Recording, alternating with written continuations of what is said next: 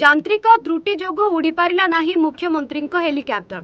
ତେଣୁ ମୁଖ୍ୟମନ୍ତ୍ରୀ ମୋହନ ଚରଣ ମାଝୀଙ୍କର ଗତକାଲି ବାରିପଦା ଗସ୍ତ ବାତିଲ ହୋଇଥିଲା। ସେ କାରଗେଟରେ ସଡ଼କ ପଥରେ କେନ୍ଦୁଝରରୁ ଭୁବନେଶ୍ୱରକୁ ଫେରି ଆସିଥିବା ସୂଚନା ମିଳିଛି।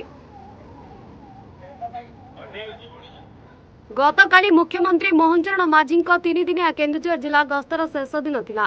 ଶେଷ ଦିନରେ ମୁଖ୍ୟମନ୍ତ୍ରୀଙ୍କ ବାରିପଦା ଗସ୍ତରେ ଯିବାର ଥିଲା। ତେଣୁ ନିର୍ଦ୍ଧାରିତ ସମୟରେ ଗତକାଲି ଅପରାହ୍ନ ପ୍ରାୟ 3ଟା ବେଳେ ମୁଖ୍ୟମନ୍ତ୍ରୀ ମୋହନ ଚରଣ ମାଝୀ କେନ୍ଦୁଝର ସାଂସଦ ଅନନ୍ତ ନାୟକ, ପାଟଣା ବିଧାୟକ ଅଖିଳଚନ୍ଦ୍ର ନାୟକ ଓ ତେଲକୋଇ ବିଧାୟକ ଡକ୍ଟର ଫକୀର ମୋହନ ନାୟକ ରାଣୀ ସୁଆଁ ଏୟାରଷ୍ଟ୍ରିପ୍ରେ ପହଞ୍ଚିଥିଲେ। ଠିକ୍ ସେତିକି ବେଳେ ପ୍ରବଳ ବର୍ଷା ହୋଇଥିଲା, ଯେଉଁଥିପାଇଁ ମୁଖ୍ୟମନ୍ତ୍ରୀଙ୍କ ହେଲିକପ୍ଟର ଟେକ୍ ଅଫ୍ କରିପାରିନଥିଲା। ତେଣୁ ବାଧ୍ୟ ହୋଇ ବାରିପଦା ଗସ୍ତ ବାତିଲ ହୋଇଥିଲା।